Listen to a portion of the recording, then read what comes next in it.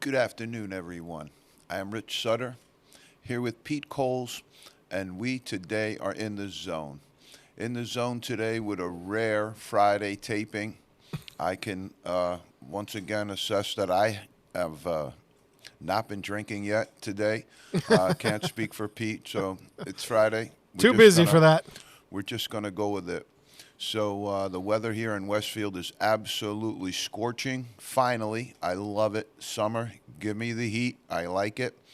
We're in the middle of July right now, which is interesting. Post July 4th, which a lot of people, especially my barber, says that's the end of summer. That's the end of summer. I said, what are you talking about? He goes, that's it. July 4th, it's over. I What? said, well, you do you, and I'm going to continue on here. So I believe summer, especially in New England, gets extended way beyond Labor Day. You have some beautiful time in September that you can spend at the beach here in New England, and I think that's a great time to do it. So I love that time, that shoulder season, as they refer to it. So, Pete, today we're going right off the get go with Feed 'em Fish. Just a quick historical into Feed 'em Fish. It was a phrase that I heard when I was a young coach, brought by the name of a gentleman by Sam Tolkoff, who was a coach at Monroe High School in the Bronx. Famous coach. And he had some great phrases and really, really was a terrific, terrific public speaker. When I got to see Coach Tolkoff speak, I realized that there's a little bit more to basketball than just the actual games, the practices, and the rote parts of basketball. There's really in it a life. There's really in it for people a livelihood. And also in it for people is a family that we build, and it's a basketball family. And so there would have been no Sam Tolkoff if it wasn't for my high school coach. And so in Feed 'em Fish today, I want to start off on a little bit of a sad note. My high school coach passed away last week after struggling a little bit with illness at the very, very end of his life.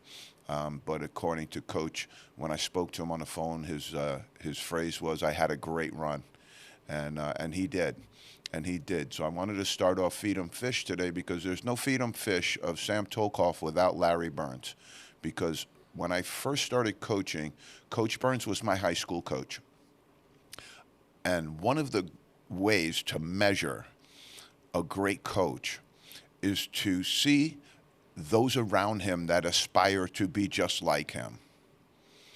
And I was one of the people that aspired to be just like my high school coach, Larry Burns. He was a great man. He was a great coach. He was a great person. Now, he was 6'6", and his son Larry Jr. alluded to during some of the talks about Coach after his passing, was he was never intimidating in that kind of way, although he really could have been. Not with referees, not with players. He was a big man. He was 6'6", a very, very tall man, but a gentle, gentle person who always led with a laugh and had a way with referees that was unbelievable. But he was a person that also was capable of changing and redirecting lives in a certain way. And you're looking at a person who's proof positive of the handiwork of Larry Burns, who was a New York City basketball coaching legend and somebody who I had the privilege of playing for. And so I just wanted to spend the first couple of minutes of our segment talking about Coach, because people spoke so eloquently about him at different times, and really is a special person. And in the whole spectrum of coaching, we we are now at a point where we're losing a part of a generation that will be irreplaceable in our society. And that's a lot of ways in our country, and also a lot of ways in basketball circles. And the passing of Coach Burns is similar to that. And obviously, it's an emotional moment for myself and my teammates. But we also talk about, instead of the intimidation that could have been there, the reason that you wanted to be great around Larry Burns was just out of the sheer terror of disappointing the man. Wow. You didn't want to disappoint him. And so your best was always on display when you played for Larry Burns, for the simple fact that he didn't have to intimidate his players. His players loved him, and his players thought of him as they used the word father figure in description of him because he was a father figure for so many players. But you can drop the figure part, and especially in my case, where we went to his house many, many times when I was in high school because I think he wanted me to see what normalcy looked like. I think he wanted me to have a picture of that in my head. And so many, many times we went to his house and had overnights with my other teammates where he would bring us into his home, and his wife Kathleen and their children were just such a part of our family as well. And so when you look at the record that Coach had, it was actually astonishing to go back and look at it, and had to have been, and for me to have been a small part of that. One badge of honor that I always wore as a player was I was the only player that Larry Burns ever brought up in ninth grade and started as a freshman. Wow.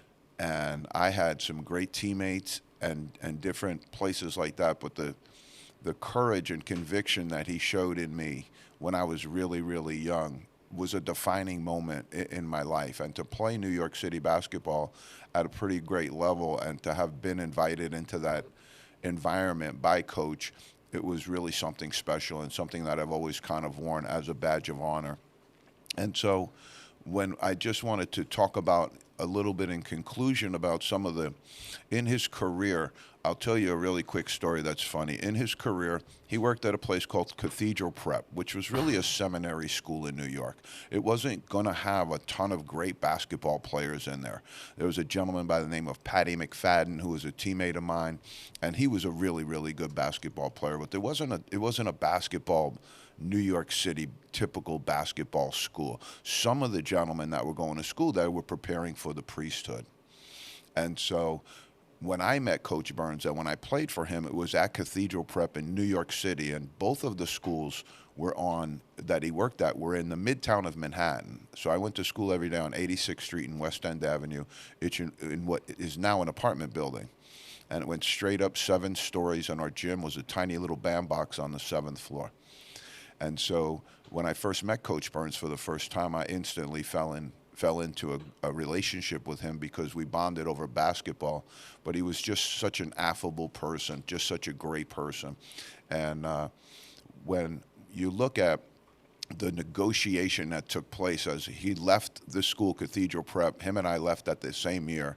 I transferred out of school, and he left to take a job across town at what was a completely different school than Cathedral Prep. It was a New York City elite school where some of the most influential people of New York would send their students to school. This was maybe the best academic school in all of New York City, collegiate school. So they were really, really recruiting Coach Burns to come over from Cathedral Prep because he had done such an amazing job there, and people just genuinely thought he was such a great role model that Collegiate wanted him for their group. So I asked him afterwards, I said, what was the deciding point for you to change from Cathedral to Collegiate, because it had to be an emotional moment? And he said, I went over to Collegiate for my interview, and I really, really was bent on staying at Cathedral. I really loved it there, and I thought I was at home there. He said, but then something interesting took place. And I said, what happened, Coach? He said, I sat down with a gentleman by the name of Bruce Breimer. And Bruce Breimer took a piece of paper and slid it across the table to me. And he said, Coach Burns, I want you to write down your number. Wow. And Coach Burns said to me that he wrote down the most ridiculous number that he could think of at the time. I don't know exactly what the number was, but he described it to me as the most ridiculous number that he could think of. He wrote that number down on a piece of paper, and he slid it back across the table to Mr. Breimer. Mr. Breimer looked down at the table, looked at the number on the table, picked up the piece of paper, crumpled it in his hand, threw it in the waste paper basket, and said, welcome to Collegiate, Coach Burns. And that was the deciding factor, is that Collegiate really, really wanted him because they understood what they were getting. In 21 years, 461 and 148 in 21 seasons. That's amazing. David, That really is amazing. David Duchovny of the X-Files was his probably most notable player. When I was a young varsity player, also, we competed against Collegiate before Coach Burns went there. I matched up with Duchovny several different times. The guy was a good actor. He was also a really good basketball player. The funny thing that was connected, because this was a different enclave than the rest of New York. This was the people who had millions of dollars. This was the people who had lifestyles that were completely different than ours. And when we worked at what was then the Larry Burns Basketball Clinic in the summers, I got to meet all of these great young men that went to school there. And the thing that surprised me the most was that no matter what your background was, no matter where you came from, you could still bond around basketball. And I think that was also the message of Coach Burns.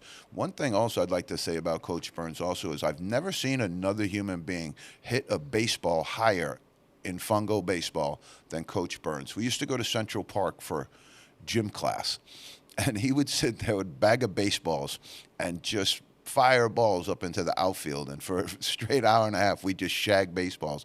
I don't think I've ever seen anybody hit a baseball into the air higher than that gentleman did, Coach Larry Burns.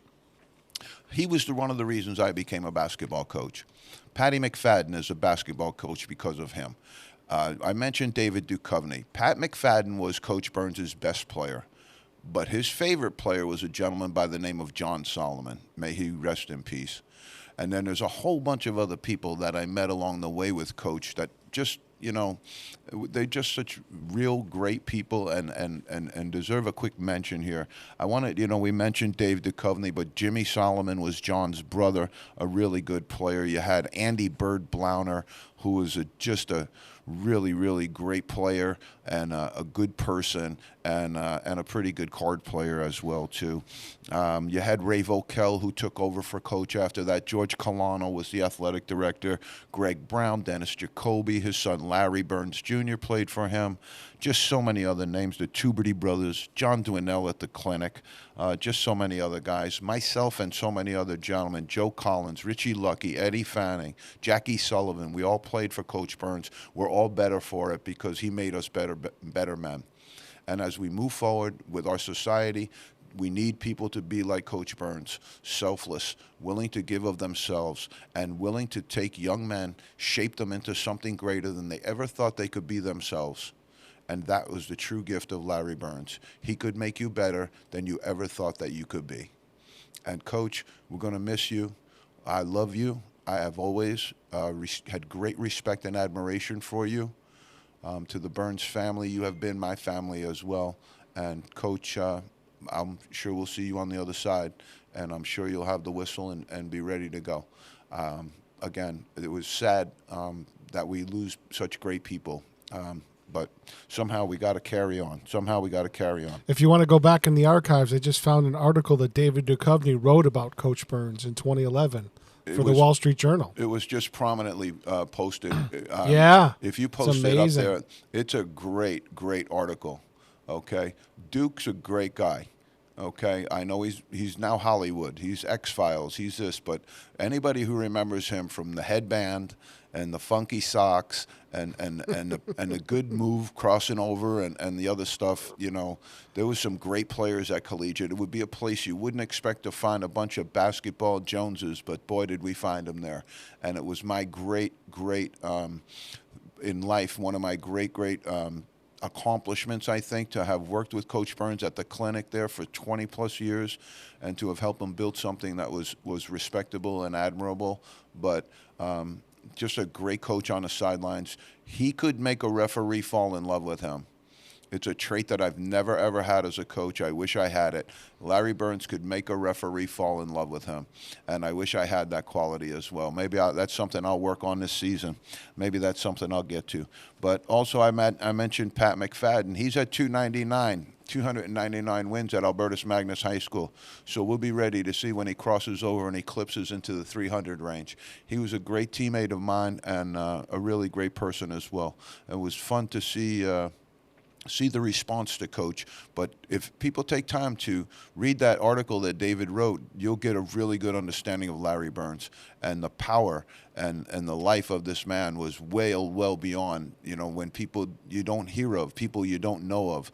There's just great energy out in this world that's just amazing. And Larry Burns was a pleasure to know and a pleasure to play for. It was my great honor to have been in his life and to have been one of his players.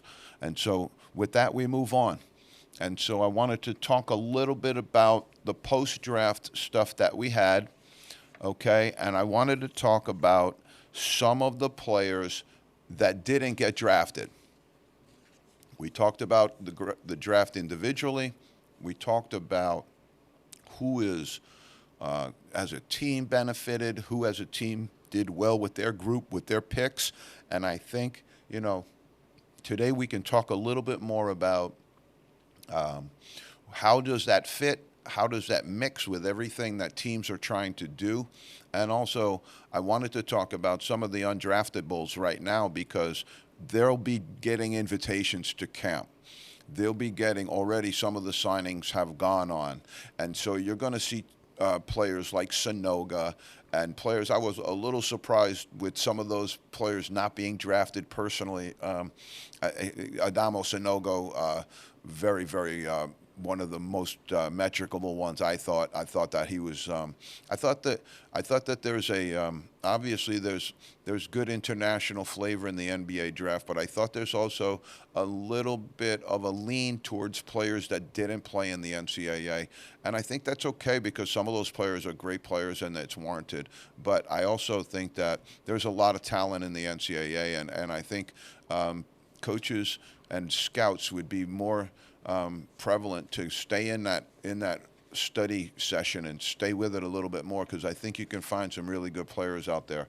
And I think we lost a little bit in that middle part of the draft. We talked about that, but let's just talk about some of the players that didn't get drafted right now. Okay. We talked about Toumani Camara at the end of the draft out of Dayton. I have to say, I was very surprised that Mr. Camara was drafted and Deron Holmes was not. Deron Holmes is out of Dayton as well, 6'11", 235 pounds. He has a pretty solid NBA body right now. I just was a little surprised. And again, I'll go back up on my soapbox for a minute, Pete, just to say I think the NBA would do well to expand the draft outside of 2 rounds. I think the NBA would do well to move the draft to 4 rounds, give some of these other gentlemen an additional chance, and give some of these teams an additional chance to establish relationships with the players and to start to work with them. Because what happens now is you have players who didn't get drafted now have to sign free agent contracts or two-way contracts with the NBA, and it's just a situation where I think they could solidify that a little bit and make it a better formula. That's all, just my 2 cents. But again, Deron Holmes, I thought, was one of the players. I had him in the first round, I think. And I might be a little bit crazy and off the bend, which has certainly been noted of me before. But I certainly think with his size and his ability and the years that he had at Dayton, I thought, this young man's draftable. This young man is somebody that they should obviously take. But I'm sure he'll get put in somebody's camp, and I think that's a player that you'll probably see. When you look at some of the players that are in the NBA right now, a lot of the good players in the NBA, you looked at the Heat, almost the whole Heat slide outside of Adebayo and outside of Jimmy Butler. The Heat whole group right there was undrafted, untested players that they found, they worked with, brought them into their system, developed them, and turned them into players that were very, very respectable and had good NBA runs there. Now, I, again, talked a little bit about I think the Heat has to balance that also because too many of those guys got exposed in the finals defensively. And so I think they have to balance that, and they have to be a little bit careful with that. But I think right now they're very, very well poised in their situation where they are. But I think that overloading with role players is a bit of a problem as well too. So I'd like to see how they balance that in the future and go. But right now, I think Colin Castleton, a big man, 7 foot and change, University of Florida. He's very, very large. 7'1", runs the floor very well, shoots the ball decent from the outside for a big man. I was a little surprised again that he didn't get drafted. I don't know that we had him on our draft board either, but I thought with his size and his abilities, I thought maybe he would get going. Colin Castleton, I don't know that he'll get onto an NBA roster, but I do think if he doesn't, he's going to have a really good career in Europe. He'll have an amazing career in Europe and make some good money over there. Similar player, Ryan Kalkbrenner out of Creighton, I thought was 6'11", almost 7 foot. He shoots the ball much better than Castleton does. I like his outside ability, and the reason I say that is because the NBA, if you've watched a little bit of it in the last 10 years, you're starting to see a shift. And the shift is away from big men that are low post, Shaquille O'Neal type big men who are going to take the area of one block or the other.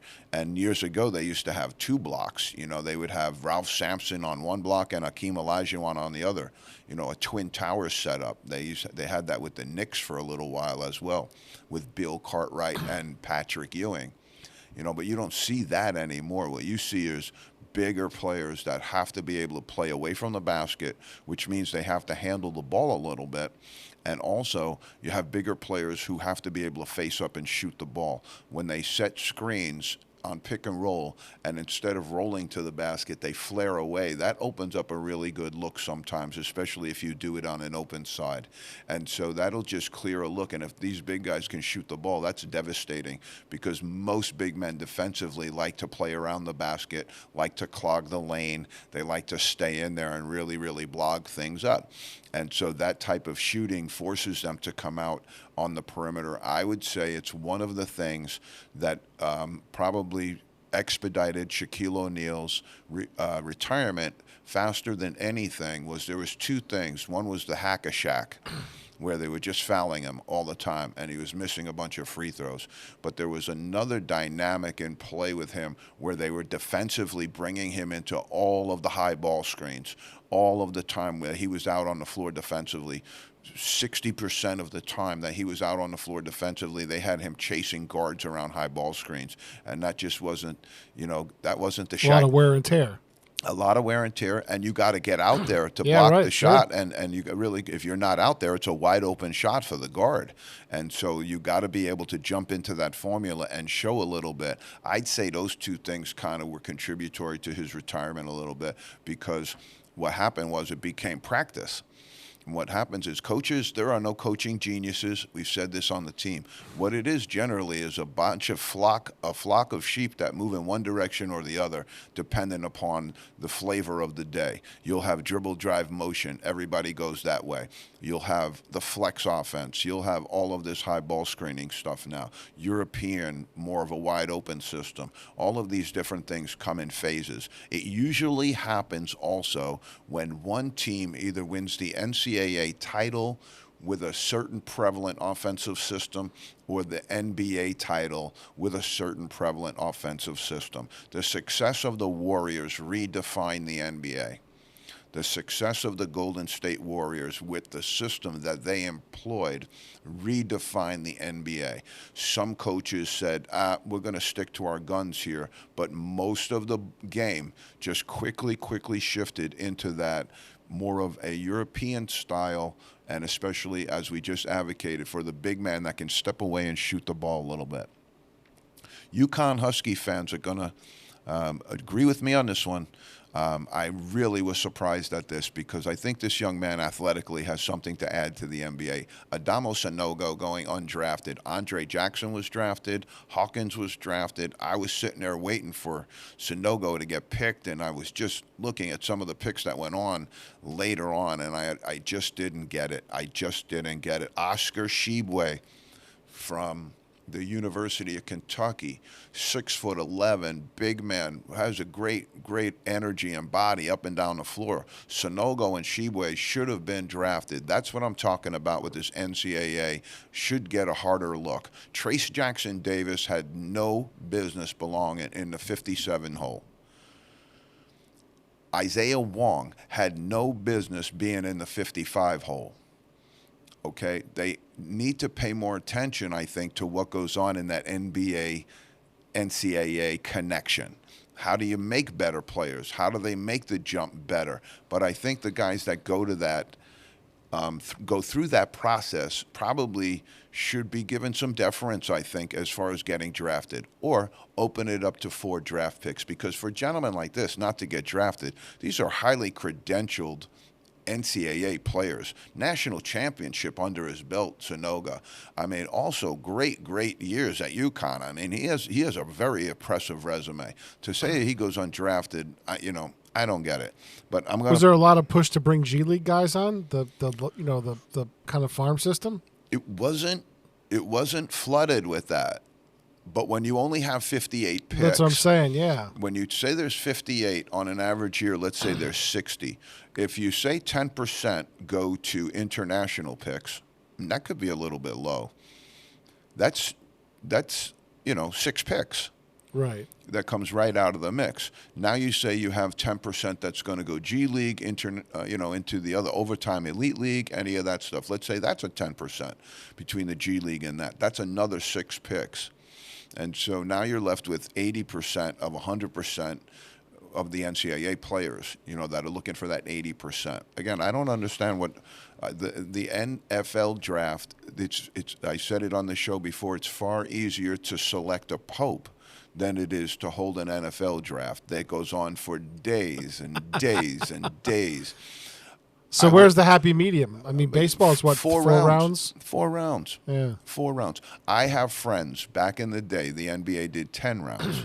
And I think one of the reasons they stopped doing the 10 rounds is because a team drafted a female player, Lucy Harris, was from Delta State, and an NBA team drafted her, I want to say like in the 7th round.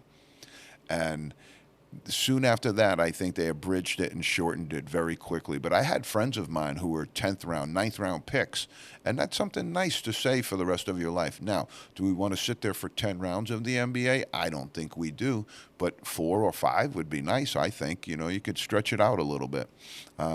That's just my own prerogative on that. But I'd like to see some of these young men get a better opportunity. If you're only going to have the 60, there has to be better choices, because some of these young men should have been included in that 60. And some of the men that were picked up in the 2nd round there, it's a difficult to get it when you don't have a guaranteed contract. That puts them into a different scenario. There's a lot of reasons why 2nd round players don't make rosters, is because there's no room and they have other people tied up. We're going to talk a little bit about they have people tied up, but they also have money tied up.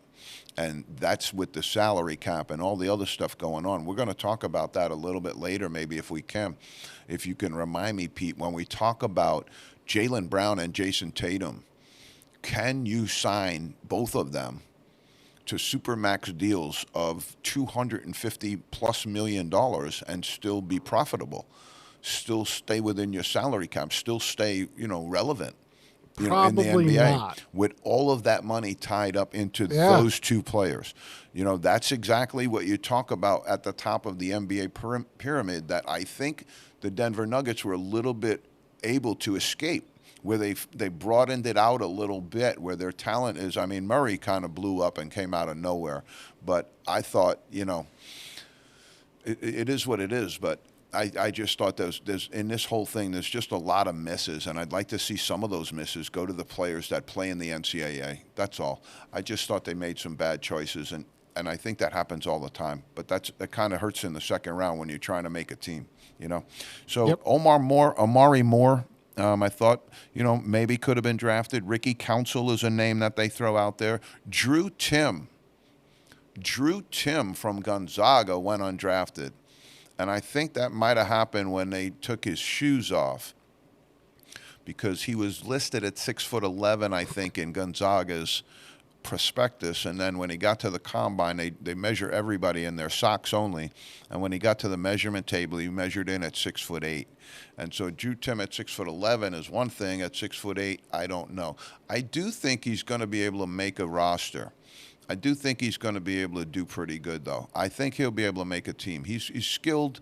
He gets up and down, plays really, really hard.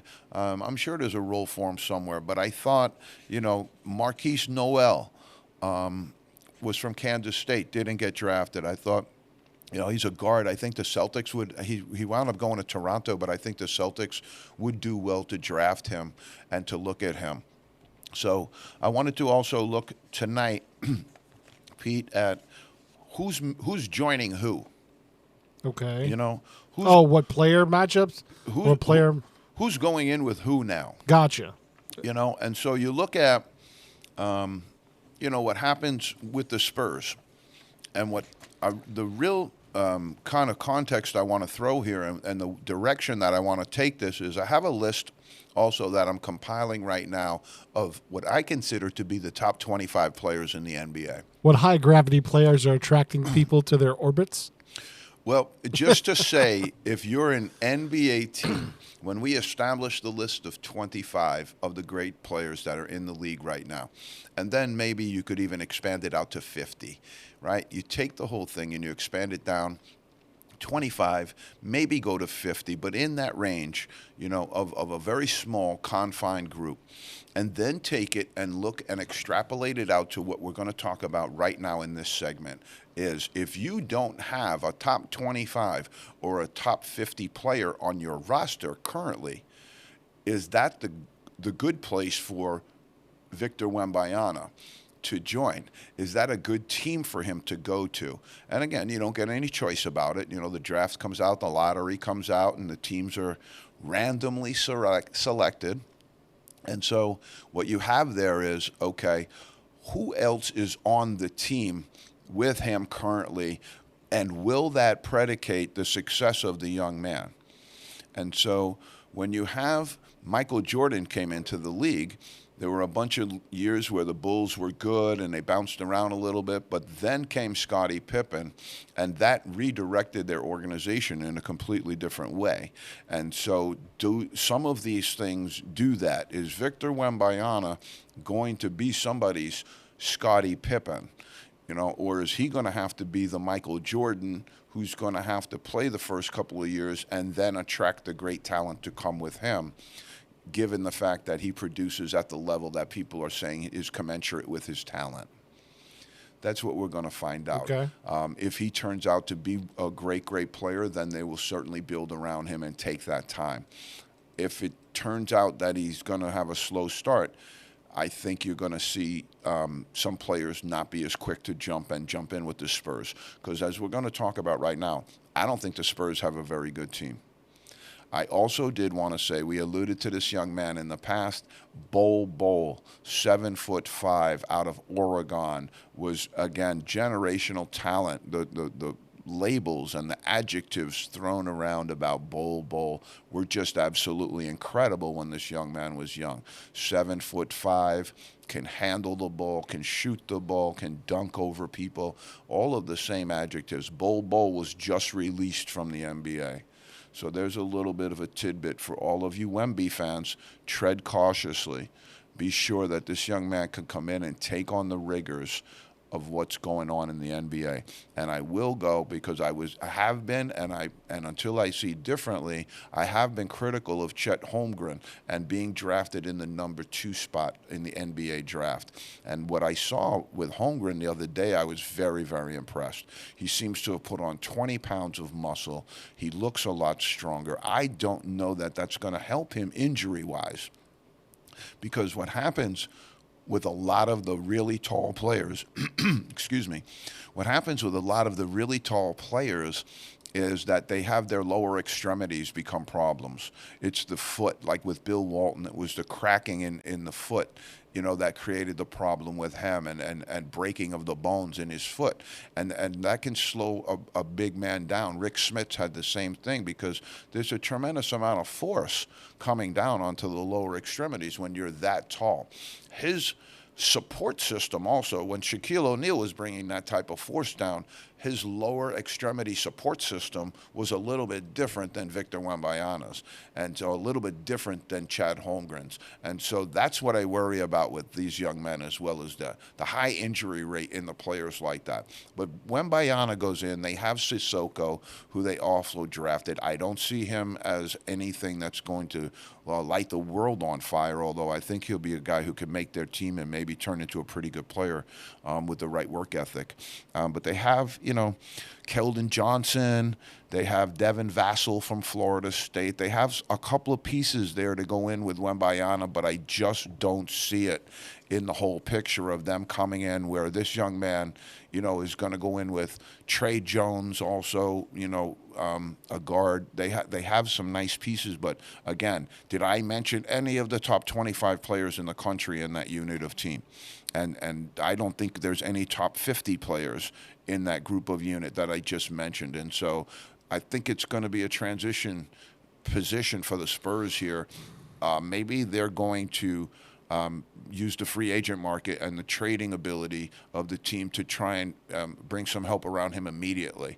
For right now, the forecast for his rookie season, if the roster stays like this, he's going to struggle. He's going to struggle in my mind. The Hornets, they picked up Miller, they picked up Nick Smith, they picked up Amari Bailey. I didn't really like their stuff. They do have some good players. They have Terry Rozier, they have Lonzo Ball, but I think he's going to be out for a significant period of time. And they have Kelly, Big Kelly that the Celtics used to have. Real quick question: Kelly Oubre. Has Lonzo Ball ever lived up to the hype? He's another guy who's had some injury problems, and that's what I'm saying. Both of them are good players, but to live up to the hype, no. The whole thing was the hype. Right. The whole thing was the hype with them. That was the dad was involved in it. The entire thing was the hype with them. Yeah, I remember that. That was the whole thing. Yeah. And it worked. It worked. They've made a lot of money off of what they're doing, and I believe he's involved in some of that G League operation or something like that. The old man is? The father is, wow. Yeah, I believe. So I just think, you have opportunities, and that's why I think NBA people have to do their homework. But those guys are both can't-miss guys, really, and I think the injuries have slowed them down a little bit, but they're both good players. Okay. Both good players. The Blazers, they're talking about trading one of their best players right now, Damian Lillard, they're looking at the Heat, and maybe putting him with Jimmy Butler. And I think I stepped out on this on the show a little bit. The Blazers should hold on to Lillard and see what happens with Scoot Henderson, because you might have something amazing right there. You might have a lead guard who's been in the NBA for years, mentor, and be able to help a really, really good young talent that's coming into the game, what I would consider more of a generational talent coming into the game. And so I think they should hold on to Lillard. I know there's talk out there that he's looking to be traded, but, they have Jeremy Grant and Fernie Simons not going to do anything, that's great here. I do think they added some good players with the Murray young man, and I think Henderson could be good. Ryan Rupert from New Zealand, who knows? Amen Thompson and Cam Whitmore going to the Rockets. The Rockets are again, another team that's in this position. I liken them to some of the NCAA teams like St. John's. Now they will be resurrected under Rick Pitino. But for years in New York, the St. John's basketball program was moribund, almost to the point where they've gotten run out of Madison Square Garden completely. One of the marquee attractions of their program, and they've almost given that away. But same thing happens in the NBA, though. It's kind of like that LifeLock commercial where the lady's laying on the ground and she can't reach for her her LifeLock, and she says, "I've fallen and I can't get up." And this is what happens with these programs as well. They fall, and then it's really, really difficult to get up. And I think, if I looked at some of this other stuff, some of these NBA teams were having garage sales. I think the NBA has a vested interest in trying to pump up the good teams, because I think the Celtics got a sweetheart deal on that Porzingis trade. And I think they're trying to keep some of these other teams deflated. I don't really know, but Amen Thompson and Cam Whitmore, two good athletes. I like Thompson a lot. Whitmore in the 20th position was a good draft pick, but there's not a lot there to help these young men. Jalen Green's very talented. Kevin Porter's talented as well too, but they're not going to be listed in the top 50 players in the NBA. Move over to the Pistons. They have Osar Thompson, and I like the pick they took, Marcus Sasser. But again, you have a situation where this team's trying to get going. Now, they have a decent chance to get going. They have Bogo, the foreign superstar over there. They also have Cade Cunningham and Ivy. Were good players, good wing players. So I think there's a chance there for these young men to walk in and have a little bit nice of an arrangement coming in where they can help a little bit and they can grow a little bit at the same time. That's what I think you're looking for. The Magic, I gave them a grade F. There was nothing magic about their draft performance. The young pick with Black and Jet Howard. Again, if his name was Ron Howard, he wouldn't have been drafted at all, I don't think. The son of Jawan Howard, and I get it, but I just didn't see the pick there, especially at the 11th spot. Now, they have Paolo Banchero. They have Markel Fultz. They have some players on this team. They have Wagner, the kid that was in from Michigan. I think they have Cole Anthony still, although there's been some talk about him being traded. The Archbishop Malloy product and son of Greg Anthony, a really good lead guard as well. So I think they have some pieces there. I think they didn't help themselves with all of those perimeter pieces. Why are you drafting Howard and Black in those positions unless you really feel like you're going to trade Cole Anthony, unless you feel like you're going to have a void in that spot when Cole Anthony gets traded? I don't know why they did that. I thought they could have went for some big pieces there, maybe Leonard Miller in that spot or somewhere around there. I love some of those big guys that are really athletic and can change some shots. I would have maybe looked at Derek Lively early on there too, but not impressed at all, because Banchero and Fultz are really good perimeter players. They have those spots taken, and now you drafted guys who might, be competing with them in those spots, and you just could have drafted other people. Because again, this is, what did you need? What were you looking for? What did you need? And I just don't think they were looking at their needs right there and maybe thought they would go what they considered to be the best available. I didn't have Anthony Black in the top 20 picks in the draft. I could be 100% wrong on this, but I didn't have Anthony Black or Jet Howard in the top 20 picks in the draft. Not at all. Okay, so the Pacers, they wound up with Jarace Walker from Houston, jury out there, freshman year, good player, athletic, 6'8", 6'9", can really get up and down the floor, do a lot of things. I just thought he was a little bit hyped in the draft process. A lot of people liked him. I just thought he was like a little bit like Cam Whitmore, got a little bit hyped to be talking about in the 4th or 5th or 6th position of the draft. I just thought that was a little too high. He did drop a little bit. But Ben Shepherd, I think, is going to be a really good pick for them. Mojave King and Isaiah Wong are both going to be guys that can make that roster. So I think the Pacers really, really upgraded. I think what remains with the Pacers, though, isn't really strong. They don't have a whole lot, but they have, some good pieces, but they've got a long way to Tipperary to rebuild that team. The Wizards, local product, Will Dawkins, local draft, first draft.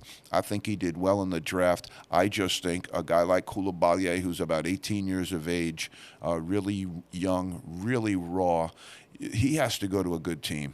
And the Wizards right now had garage sale after garage sale after garage sale and traded every significant piece they had in their program to hopefully free up cap room to get into the free agent market with some other players. But Porzingis went for absolutely a song. The other guys went out there and they didn't really redeem what I thought they could have got for those guys, and I don't understand why, unless they're just looking to free up room and go after a big free agent. But who's going to want to go and play there now? Who's going to want to go out and play with these teams now? How are you going to attract a free agent? The reason they call them free agents is because those gentlemen get to pick where they want to go. Right. Many guys that have been in the NBA for a long time have NBA no trade clauses. Unless they agree to the team, they're not going. And so you're going to hear no trade, no trade, no trade up and down the boulevard with the Washington Wizards if they're not careful, because you're now approaching irrelevance. If you do not get some free agents in there right now, looking at your roster, I think it would be a stretch, and I'm saying a stretch, that they would win 10 games in the NBA next year with that roster. The Jazz, the Utah Jazz, I like what they've done. I like Hendricks. The young man George, I think, could be a good player, could be solid. Sensabaugh late, I like that. I think those three young men could make their team. I think the Jazz need those three young men to make their team. Now, they also have Markkanen, the young man from Arizona that was involved in the trade with the Cavaliers. I really, really think he has a tremendous upside. 6'11". They have Jordan Clarkson, big young man. Colin Sexton is reliable, but there's not a lot else there. And so you're looking at a team where the Jazz, these young men come in. Hendricks could get lost easily. I think Sensabaugh and George both have NBA-ready profiles, though. So I think they could be good picks. I like them late. The Mavericks picked up Derek Lively. I like this a lot because they have Luka. I don't know what's going to happen with Kyrie Irving. He seems to be a little bit, and I'm going to say this politely, a little bit disruptive to team chemistry wherever he seems to be. No. I'm going to just say that lightly. No. The fans in Boston might have a quick idea of what I'm talking about there, but it just seems to be a little bit of that. And the problem is that they were really sailing along this year until he joined the team. And the stepward downward from there was just, it was correlative and it was causal. And you could see it. It just went, whoom, there they went. They went right out of the playoffs. They just really plummeted. And I think that there's a lot of really good young players in the NBA. If you're a general manager, keep your focus there. Keep your focus on those really good young players, because some of these guys just, I don't know what you're doing, with Kyrie Irving when they had a number of different teams that he had been to where it seemed to be problematic. If you have Kevin Durant, James Harden, and Kyrie Irving on a team, they leave, and that team still makes the playoffs. What does that say? It says a lot. It speaks volumes, and it says a lot of different things. And the NBA, as much as it's become a conglomerate, as much as it's become a business organization, I think they have also, sometimes I think they forget this, it's still basketball. It still requires chemistry. It still requires knowing what your teammate's going to do. That's the piece of it that's really valuable. I look at this NCAA roster shifting that's going on down below with the portal and the NIL, and what's going to be lost in that whole thing. And the opportunity for the lower level teams is to really grab hold of that chemistry, to really grab hold of that 4-year program building and be able to take their program from there to the next step. The real difficult point's going to be, especially at the lower level, as soon as your guy averages 10 points, he's out. As soon as your guy averages 12 rebounds, he's out the door. And so that's going to see how that future plays out. Again, I don't see any action from the NCAA on this. We've had a couple of shout-outs to Governor Baker on this, but we haven't seen any action from them as far as this goes, or had any what I would refer to as legitimate discussion around this topic. I think that there's certainly legitimate negotiations that could be made here that could really put up a really good, powerful formula for the student athlete, for the school, for the television people. There's got to be a way to create more synergy around this without absolutely throwing the baby out with the bathwater, without absolutely going to the core of basketball and stabbing it right in the heart with the loss of amateurism. Okay, now you are, as function is an NBA junior varsity. That's what you've turned the NCAA into. It's tough to watch, okay, but it's just become. What happens is the mantra over the years has been to move towards more of a corporate type involved in athletics, and to move away from more of the athletic person in the athletics forum. That's been an absolute disaster for sports up and down the boulevard, from when people thought the baseball was juiced to we don't even need to juice the baseball anymore. We'll make the strike zone down to the size of a pea. And so they're doing things at that level that creates a misunderstanding of the actual game and the reason people love those games. They don't have that understanding. They proceed without that understanding, and that's created a lot of the situation that you find yourself now. Look to the NCAA basketball for no other replica, no better example of that's just poor administrative performance. That's just a lack of understanding about the core tenets and the core fundamentals. I like to use that in my coaching philosophy. The core fundamentals of what you do are missing. And it's represented here in the game. It's represented and it's palpable and you can feel it. Let's keep moving. The Mavericks picked up Lively, though I did like that. Maybe they can get rid of him. They have Spencer Dinwiddie. They have Luka Doncic, who I think is he'd be on the top 25 list. Would Kyrie Irving, Pete? No, because, talent-wise, yes, but no because of the baggage that he brings to a team. And the disruptive nature that he brings to a team. He might be in the top 50. Yeah. You might slide him in there in the top 50. He's got super talent. He has immense talent. You're 100% right. He has immense talent. But it doesn't always collide with chemistry. Talent doesn't always collide with chemistry. Well, he thinks he's the man, and he's really not that high of a player to be the man. Yeah. That's always problematic, especially when you come into a new team. You know, when you come into a new team, you're very highly paid, you're very highly compensated. I think it's sometimes best to act like a guest if you were to come into a new team. And if you've been on several NBA teams recently, you know, they say there's an old saying that if you meet a person who's a pain in the neck in the morning, you know, you met somebody who's a pain in the neck in the morning. If you meet somebody who's a pain in the neck all day, you might just be the pain in the neck. Mm-hmm. And so there has to be some introspection here, I think, on the young man's part, but also a little bit more of an understanding from the relationship of the general managers and the team of what are you building here?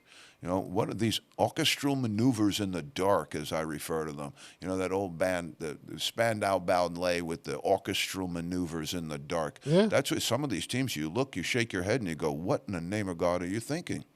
And it just goes on and on. The jury's out on a small sample size, but not on Kyrie because the sample size is big now. I think there's a really big sample size there. In the last 3 organizations that he's been with, right, have taken, and the Mavericks was meteoric, just shifted the other way. They were in playoff contention. They probably were in the 5 or 6 spot when he joined the team.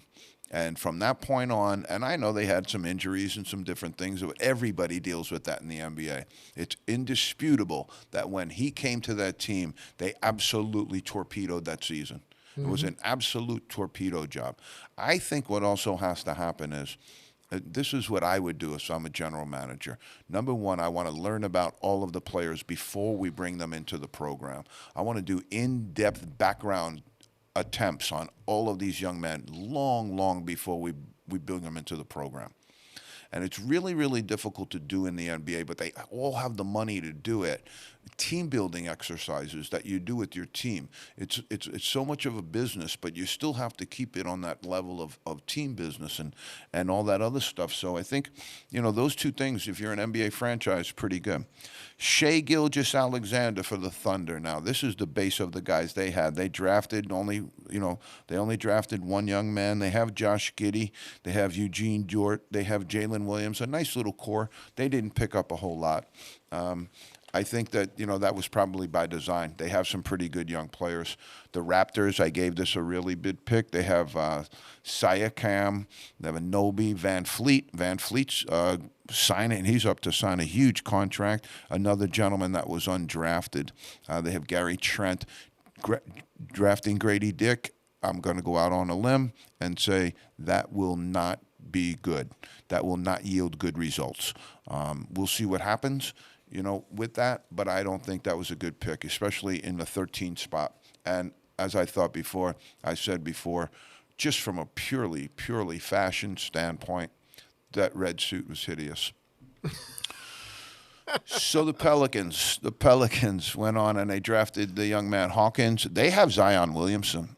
I don't know what's going to happen with this young man, but he's been hurt. He's been in some different states of array, but they have Zion Williamson. I think they have Ingram. They have some other good players. McCollum's a little older right now, but Jordan Hawkins, UConn, I just don't see him being anything that's going to turn that franchise around. That Pelican franchise is a long way from home. I don't know what's going on with Zion Williamson. That's the big thing. Okay, the Hawks. The Hawks picked up Bufkin and Lundy. I really like Lundy as a shooter. They have Trae Young as their point guard, the dynamic scoring point guard. I love that. They have him going. So what you need to do is fill in people around him. When the defense creeps in on Trae Young, now you got to have somebody that can make them pay. Now you got to have somebody that can really, really make them pay for creeping in on Trae Young. So if they don't creep on Trae Young, he's going to get to the basket. He's going to get his shot every single time. If you do defensively creep on Trae Young, now you got to have guys who can shoot. Lundy, I thought, was the best shooter. I'll give Grady Dick his due. Grady Dick is a great shooter of the basketball. I will give him that. But I think Lundy is longer, better, and I think he's a better shooter of the basketball than Grady Dick. I think the Hawks did pretty well there. Bufkin, I don't know. They got Clint Capella, who blocks a ton of shots. They have Trae, who's always going to be doing his thing. I just don't know that these guys, I thought there was some people that were better. Late pick of Lundy, I thought was okay. The Lakers took Hood Schifino and Maxwell Lewis from Pepperdine. Again, maybe they have better intel on some of these West Coast guys, but Maxwell Lewis slid all the way to 40. I thought that was really surprising to me. Now, who do the Lakers have returning? You have LeBron James. You have Anthony Davis. You have a really solid core there. Reeves is a good shooter. And so I think that they added some good pieces here. I wouldn't be surprised to see them get a little active in the free agent market and try and pick somebody up. Knowing how crazy this whole thing is, I wouldn't be surprised to see them jump on Kyrie Irving. But that will remain to be seen what happens there. The Heat picked up Jamie Jaquez. I kind of criticized this pick because I thought he was a bit more of a later second-round pick, but in some of the Pro-Am games and some of the games they've been having, he's been terrific. So I might have been wrong about him. He's doing pretty well. The Warriors took Podziemski. I didn't think that was a great pick. He's actually been playing pretty good in the league. Again, he's way out there on the West Coast. Maybe he knows something that I don't know. Celtics wound up with Najee. I like Najee. Jordan Walsh, I think they traded Najee also. But Jordan Walsh, I gave that pick an F. I didn't like the pick. They got to, and we talked about this, that we would jump in on this. Tatum and Brown have to be split up. Brown or Tatum needs to be split up. Which one do you keep, Pete? Probably Tatum. I am 100% keeping Jason Tatum. Yeah. I have never been a big Jaylen Brown fan to the level that is where he's being considered right now. I don't see him. I don't know if I would put him in the top 25 in the NBA. $250 million cap money is big. I don't know that Jaylen Brown can get that in the open market either. But $250 million guaranteed contract is like, wow, oh my God. And the commitment of that into years of the Celtics now having all that money perched at the top of this thing in two players' hands is dangerous. And it limits what you can do in other places. That's why I think it's a little bit dangerous. But I didn't like the pick at all. I really didn't like the pick at all. The Kings, they took Colby Jones and they took Slauson. Slauson from Furman could possibly compete for a spot.